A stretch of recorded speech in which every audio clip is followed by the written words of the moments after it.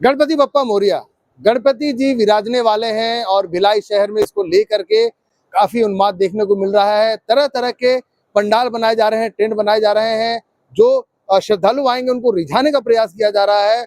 और इसी कड़ी में सेक्टर 2 में न्यू आजाद गणेशोत्सव समिति का एक नाम है।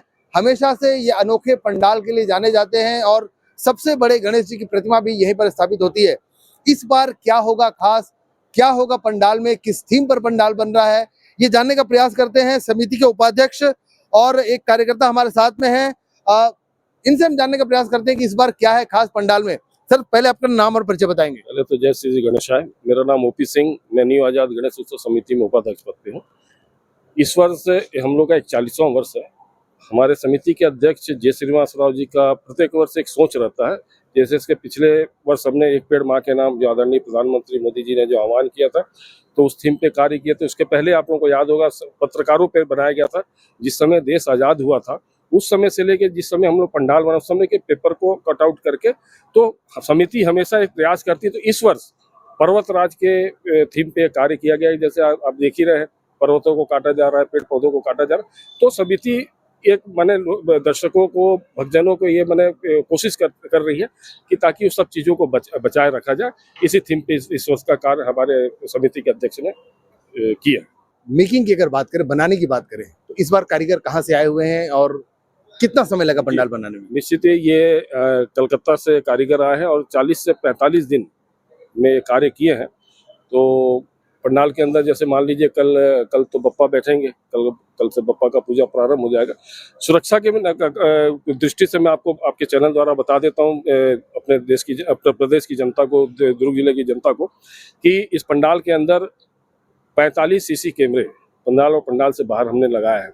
साथ ही साथ फायर के एक्सटिंग्विशर हमने रखे हैं।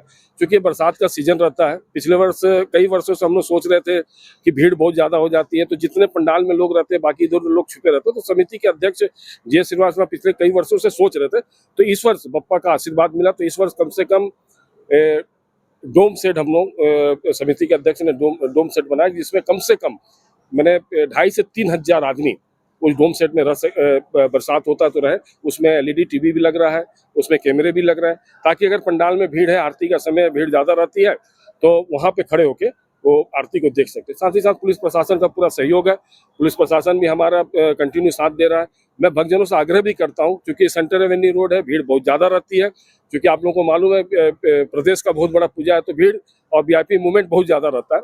तो हम समिति ने BSP से भिलाई विद्यालय ग्राउंड को आवंटित किया है।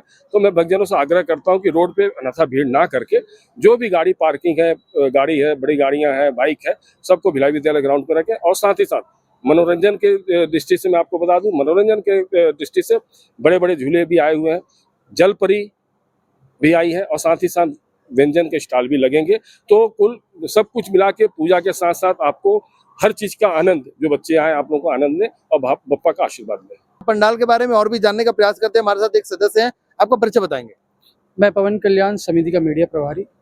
पवन जी, ये तो हुई सुरक्षा की बात और पंडाल की बात।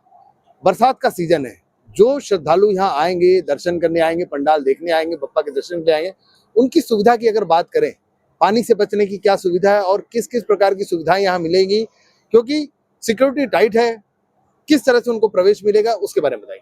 जरूर, निश्चित तौर पर पिछले कई वर्षों समिति हमेशा कार्य करते हुए, जैसे बड़े भैया ने बताया कि समिति द्वारा इस साल बड़ा सा डोम शेड बनाया गया, जिससे बारिश में लोग परेशान हो जाते थे, तो 2,500 से 3,000 पब्लिक वहाँ पे आराम से ठहर सकती है।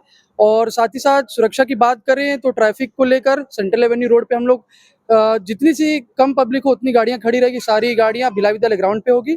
और समिति का अलग अलग 10-10 टीम के रूप में हमारे कार्यकर्ता जो मेला में घूमेंगे, व्यंजनों के स्टॉल पे घूमेंगे, ताकि सुरक्षा देखते हुए, जैसे चोरी वोरी को लेकर भी हम लोग शासन प्रशासन के साथ खुद स्वयं समिति कार्यकर्ता भी उपस्थित आपको दिखेंगे।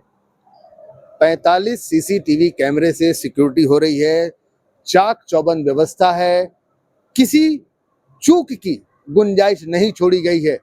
लेकिन ये अपील करना लाजमी होगा कि जो श्रद्धालु आएंगे, जो विलायंस आएंगे, जो बाहर से लोग आएंगे, उन्हें भी अपने संयम का प्रूफ देना होगा, संयम रखना होगा और सपोर्ट करना होगा अपने ही शहर में, अपने ही बप्पा की पूजा करने के लिए, उनकी देखने के लिए और इस भव्य पंडाल को देखने के लिए।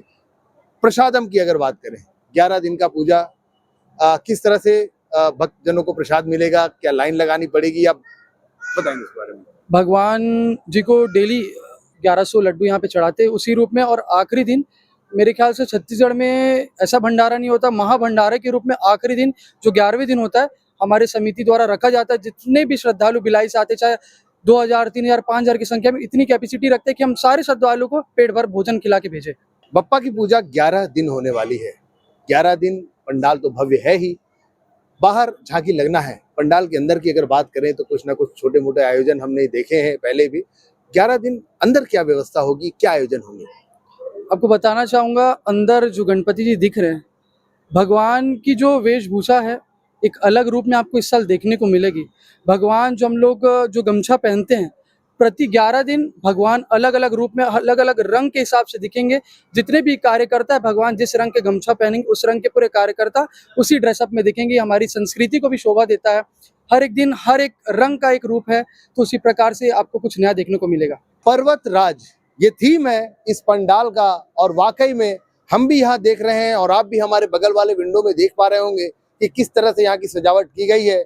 तो लाजमी है आपका यहाँ आना और एक बार इस भव्य पंडाल के दर्शन आप जरूर करेंगे। लेकिन दर्शकों से जो आएंगे यहाँ, श्रद्धालु जो आएंगे, अपील क्या करना चाहेंगे? मैं पूरे प्रदेश एवं देश पे जितने भी लोग आपके समाचार माध्यम से देख रहे हैं, सभी को अपील करना चाहता हूं कि सेक्टर 2 के इस गणेश पंडाल में जरूर आएं। इस बार की भव्यता पिछले 40 वर्षों से अलग होगी। 40वां वर्ष है, धूमधाम से बनाया जा रहा है। जितने भी श्रद्धालु देख रहे हैं, आपके न्यूज़ के माध्यम से सभी को आमंत्रित करना चाहता हूँ। न्यूयार्क गणेश उत्सव समिति के अध्यक्ष जी के द्वारा भी आमंत्रित करना चाहता हूँ कि सभी आएँ इस साल इस गणेश पंडाल में। आप लोगों का हार्दिक स्वागत एवं अभिनंदन। तो एक बार फिर न्यू आजाद गणेशोत्सव समिति का पंडाल चर्चा का विषय अभी से बन चुका है, जबकि अभी पूजा शुरू नहीं हुई है। शहर वासियों के दिल और दिमाग में सेक्टर 2 का ये गणेश पंडाल जो न्यू आजाद गणेशोत्सव समिति द्वारा बनाया जाता है, ये हमेशा से कौतूहल मचाता रहा है और इस बार भी इस पंडाल की भव्यता देखते ही बन रही है। जैसा कि आप देख पा रहे हैं हमारे बगल वाले विंडो में ये सारी चीजें चल रही हैं, तो आप एक बार जरूर आइए। इस बार भी बप्पा के दर्शन बड़े गणेश मूर्ति के तौर पे यहाँ पर होगी और इस भव्य पंडाल में आपको आनंद की अनुभूति जरूर होगी। RCN न्यूज के लिए भिलाई से मैं हूं संतोष शर्मा।